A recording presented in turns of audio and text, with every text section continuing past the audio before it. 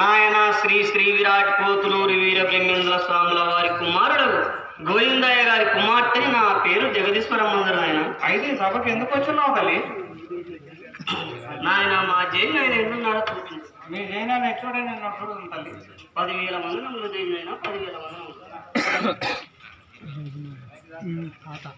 అమ్మ ఈశ్వరమ్మ దూరేకుల పట్టణంలో నుండి ముడుమాల సిద్ధుడు పాయక 12 సంవత్సరంలో సేవ చేస్తున్నాడు కనుక ఆ సిద్ధుని భక్తి మార్గాలను కనుగొని రమ్మ తల్లి.